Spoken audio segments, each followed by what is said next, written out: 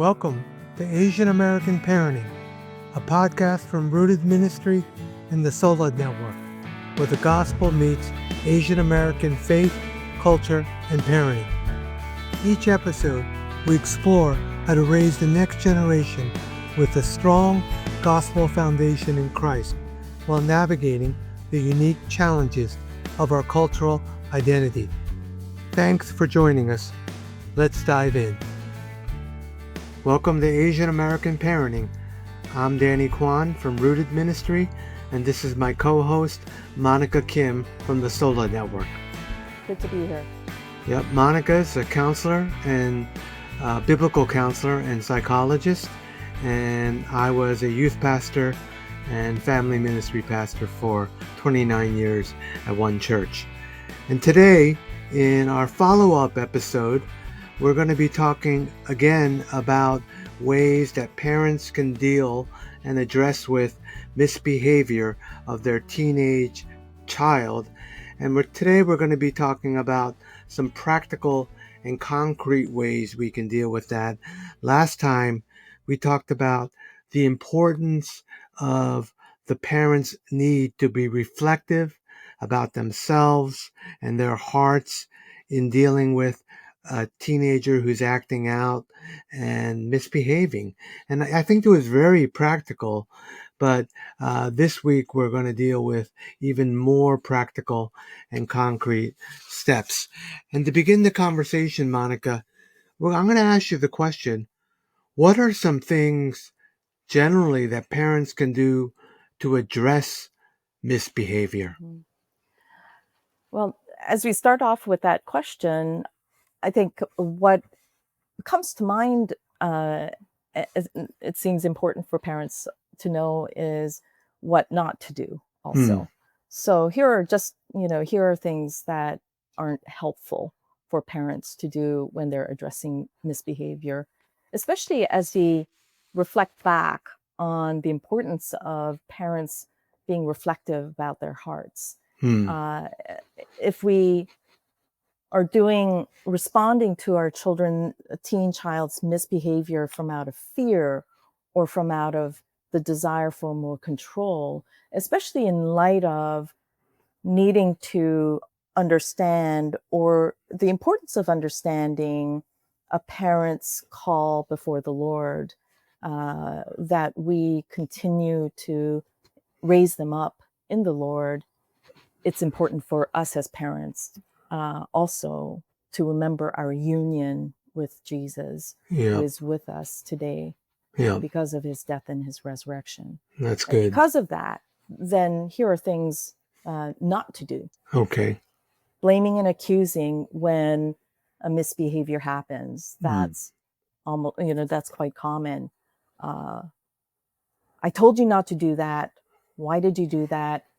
You're at fault for making that mistake. Yep. So blaming and accusing, name calling. I know that parents, out of their frustration and anger because their teen child is not listening to them, sometimes name calling might come up. Or cursing at them. I know a lot of parents do that. Yeah. Yeah. So we want to really refrain from doing all of that, especially as we think about, I think this is an important passage to consider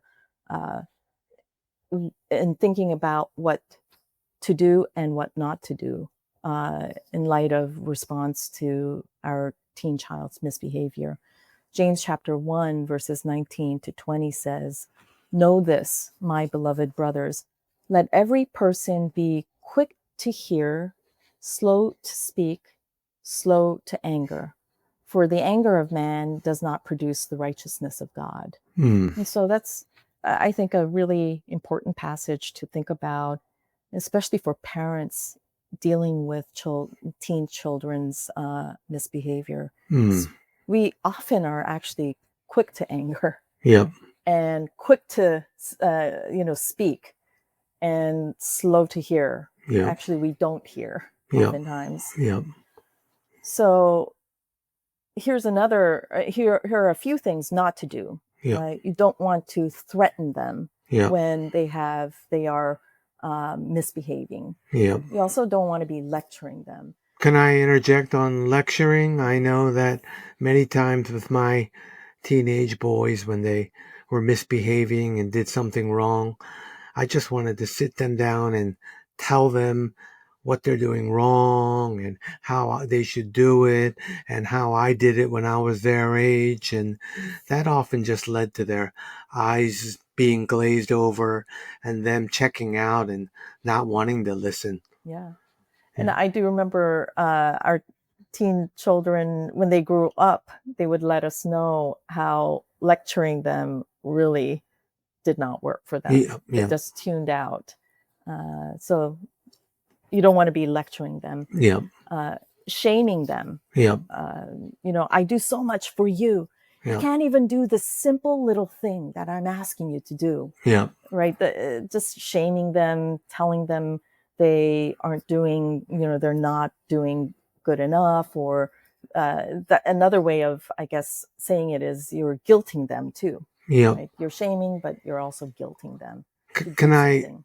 add on in another way of shaming them? I know you were going to speak to this, is comparing them with Mm-hmm. other Yeah, teenagers. And, that's right. with our teenagers, I have to repent for this, but saying that that kid made district orchestra and you didn't, or Mm-hmm. that female student got certain score on the SAT, or things like that. And, it's easy to compare our Yeah. teenager with others when our teenager seems like Mm-hmm. they're misbehaving and somebody else is not.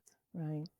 And shaming or guilting and comparing are quite common reactions or approaches in the Asian American Mm, context. yeah. I just wanted to put that on the table.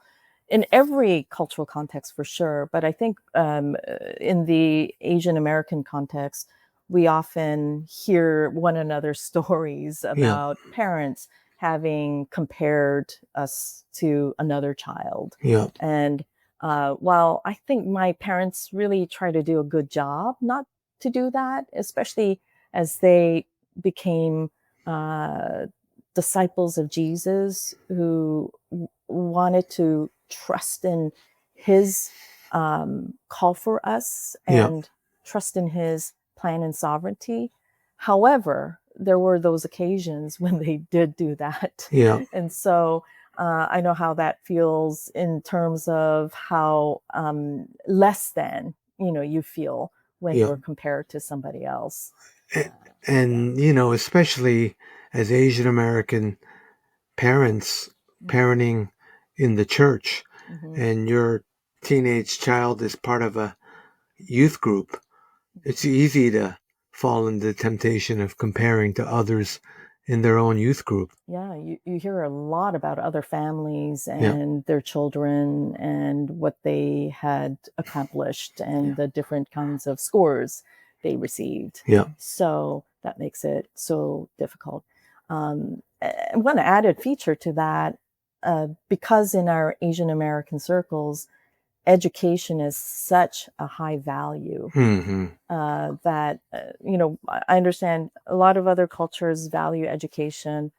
At the same time, Asian American folks, we value it so much. It becomes, sometimes we fear so much. We don't trust in the Lord in these areas, and we may even idolize Mm-hmm. that attainment and prestige and success, Yeah. such that we would once compare Yeah. out of fear or out of the desire to control that future Yeah. for our children. Mm-hmm. Just two more things not to Mm-hmm. do. Being sarcastic Yeah. with your teen child. I know that you can, obviously, you can joke around, but when a teen child misbehaves and you're addressing that, being Yeah. sarcastic to them, uh, you know, you think you're going to amount to anything now? Yeah. Look at this. If you can't do this, how are you going to be able to do something even greater? Yeah. So those kinds of sarcasms are things not to do. And then finally, generalizing Mm-hmm. from one misbehavior to imagining and saying to them that they're never going to make it Yeah. because they did not listen with Yeah. one thing. So if they had not listened to you, you might say to them, you're never going to listen to Mm-hmm. others if you don't listen now. Yeah. And so this idea of generalizing and catastrophizing, Yeah. looking into the future and imagining that this one moment will determine everything about their future. I think that that is, obviously something really you don't want to do, even though you're afraid in your heart, Yeah. and you uh, run to the Lord with that fear. Yeah. Yeah. Um, but we want to approach our children, particularly in their misbehaviors, being quick to hear, slow to speak, and slow to anger. Yeah. And that slow to speak, slow to anger kind of reminds me and segues into the idea of what are, again, some things that parents can do to address misbehavior. And I think about the book of Proverbs, and Mm-hmm. Proverbs being about a wise king, a father, addressing his foolish son. And again, sometimes our teenagers, our boys Mm-hmm. were foolish, but why did the wise father in Proverbs have to address his foolish son? This contrast of wisdom and foolishness is because the son was foolish and he needed instruction. Mm-hmm. He needed help to address his ways and his, again, foolishness. So we want to think a little bit about now what are some things that parents can do to address a misbehavior Mm-hmm. when your kids are not listening. Um, and the first thing um, I think we wanted to talk about was describing the problem clearly with your teenager when they're misbehaving. Mm-hmm. Um, an example can be, for example, I remember asking our teenagers to go to sleep at night and get off their computers, whether they were playing games or on social media, and they wanted to stay on it. And sometimes they snuck back on it. They stayed up really late. They were really tired the next morning. And what's a way to define and describe the problem clearly with Mm-hmm. them? Mm-hmm. Especially when you see them not listening to expectations or instructions Yeah, that parents had laid out. yeah, And that's important for teenagers to know that uh, clearly uh, it's important that parents have made all of these expectations clear, though, in the mm-hmm. first place. Having said that, uh, when they have misbehaved and they had not been listening to instructions and guidelines and these expectations that are really important to them, especially as you said, that teenagers are foolish. And that's also true in light of I know that this is a time period when teenagers are developing and they're trying to expand their independence. They're trying to connect with friends and continue to make decisions on their own. But while they're doing that, because of the stage of development, they are not oftentimes they're not going to be able to make good decisions. They will, Mm-hmm. in fact, make some really risky decisions and foolish decisions, as you said. And so it is really, really important for parents of teenagers to make expectations in the home very clear. Mm-hmm. Now, when they do misbehave, you want to define the problem clearly. And what that means is be able to let them know when they have misbehaved. Our tendency when we see that misbehavior is to say, I told you to get off the computer. Why didn't you do that? Mm-hmm. Don't you remember we talked about this? Yep. We made it really clear that you need to get off and not continue on because your sleep is very important. And we want to continue to reprimand and lecture and etc. And so if we think about describing the problem, it would be being able, talking to your teenage child and say, here's the problem that I see. We had talked about this before, and this is really important, an expectation that we have and that has been made clear to you is that you do get off the computer and sleep at a reasonable time. Make that very clear, right? So that's how you can describe the problem clearly. Yeah. Now, sometimes even when we do that, and I know we talk about this a lot when we speak at churches and do parenting seminars, and some of this stuff we've also borrowed some material from a great book. What's the book called again, Monica?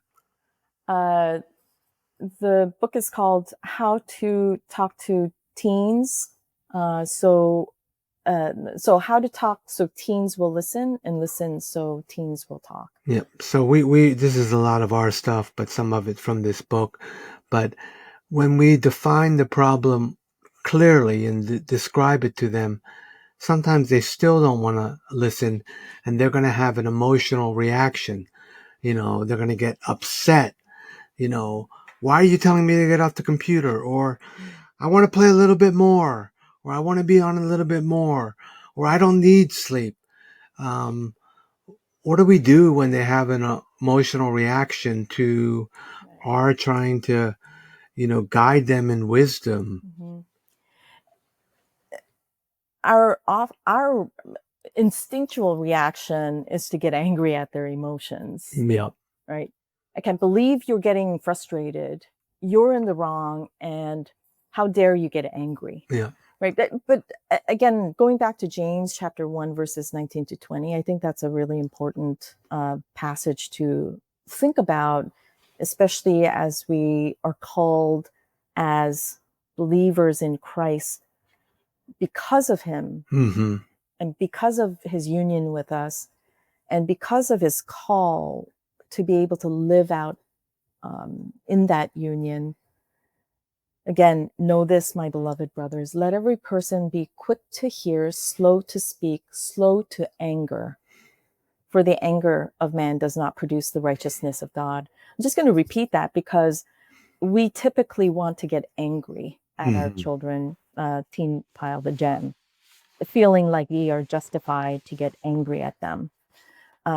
So being slow to anger means being able to, in that moment, it's this really important balance of being firm with the boundaries that you've established and the expectations that you and your teen child have talked about. Yeah. And being able to also, at the same time, be thoughtful or kind about it. So be firm yet kind at the same time. Yeah. And so with that, then if they have an emotional reaction, you don't want to ignore it or dismiss it, but you also want to acknowledge it. Right? Yeah. You're hearing their frustration and you're hearing their disappointment. So you might acknowledge it and say, I see that you are frustrated and I see that you're disappointed that you need to get off and go to sleep right now. Okay. Yeah. And then be able to, again, clearly set your expectations again.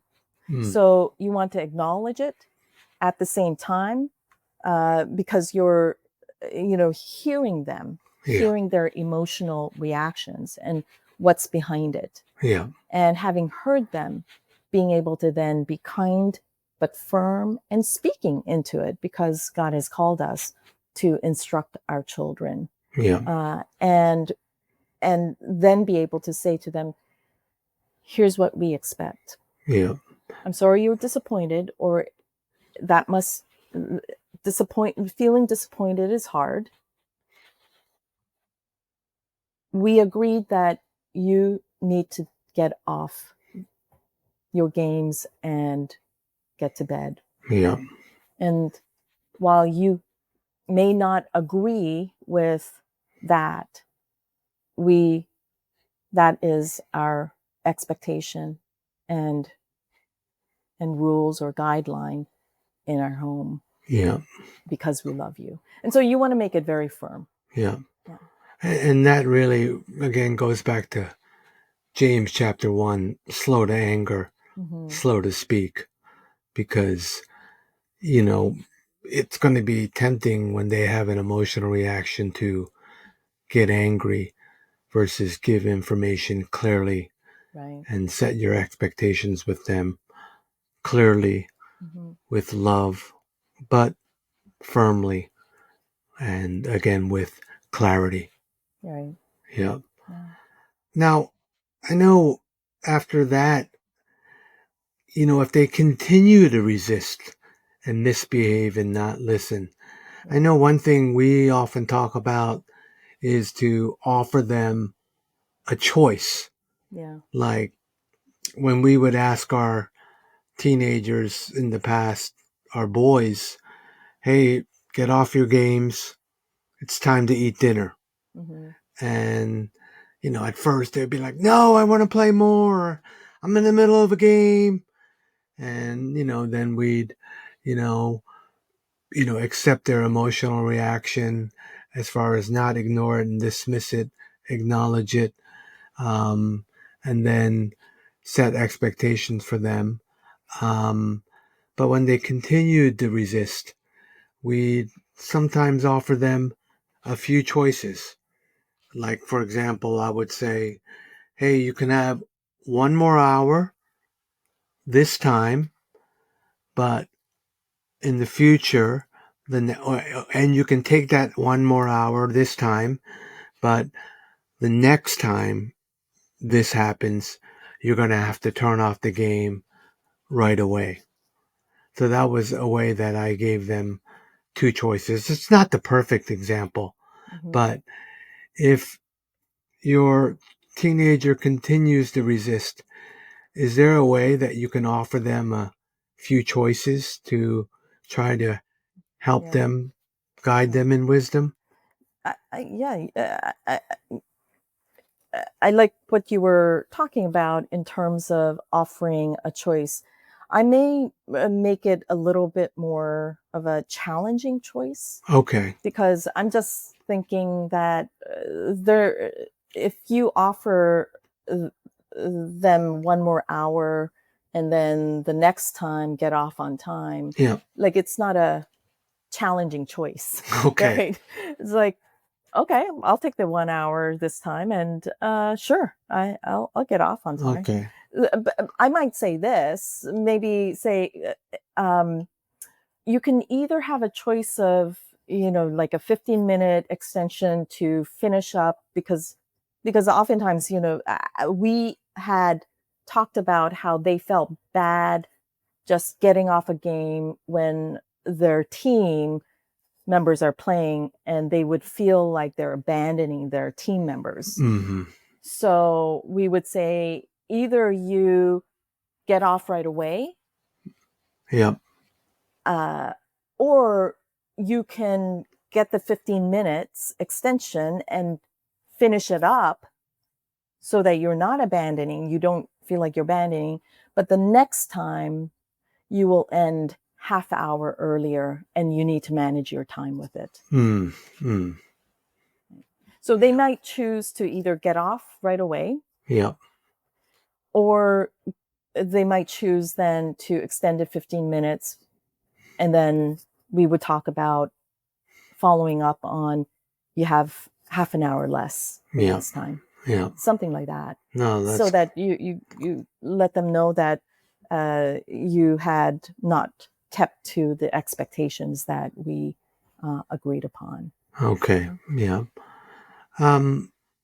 the next thing we're thinking about when it comes to this idea of um, what we can do as parents um, to address misbehavior is appropriate consequences. And we know that scripture says that God disciplines out of love. Um, what can we, how can we implement and think about appropriate consequences for Yeah. misbehavior of our teenage children? And I'm thinking about, like, in my 29 years as a youth and family pastor, like something simple like a parent coming and telling me my kid won't get off their smartphone. And I'm like, well, tell them you're going to take it away. And they're like, okay, but they never do. Mm-hmm. And what is the place for appropriate consequences? How do we practice discipline with our teenager when there is misappropriate behavior? Mm-hmm. I think that example is a good example in terms of being reasonable with the consequences. Yeah. If it is staying on the smartphone, even at times when they're not allowed to, and they keep doing it over and over again Yeah. after addressing it, then taking it away for a week or saying, here's, you won't be able to use it in these hours when you come back from home. Because oftentimes when they're out, you may need it to communicate, let's Yeah. say. But when they're home, you take it back from them and then hold it for a week. Yeah. Each day they come back. That Yeah. might be a suitable consequence. Oh, But I think what's really important is another aspect of a suitable consequence is for the parents to be able to be consistent with following up on that consequence. So if the parent says that that's what they will do, you've got to be able to do it. Yeah. If you say it, but you don't follow up, Yeah. that makes it very confusing. And for a teen, that communicates to them, oh, okay, I can actually continue to challenge these expectations and boundaries, Yeah. and my parents won't really follow up with that.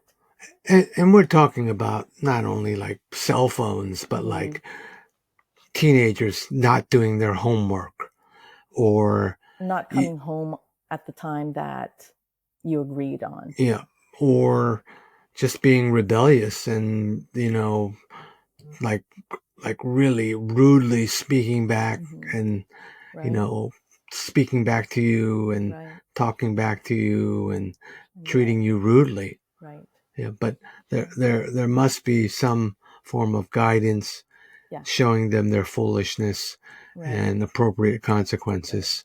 Yeah. Yeah, To be able to let them know that behavior is not appropriate. yeah, And also, it is out of God's call in terms of our character. If they are continuously getting angry, hitting you, or calling you names. yeah.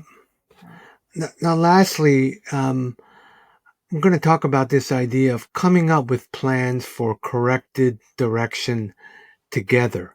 Mhm. And it's very un-Asian for me because I grew up in a Korean immigrant household Mhm. with, parents who were, believed, practice Confucian kind of hierarchy, and Right. you just Respect, listen honor. and obey Right. and do.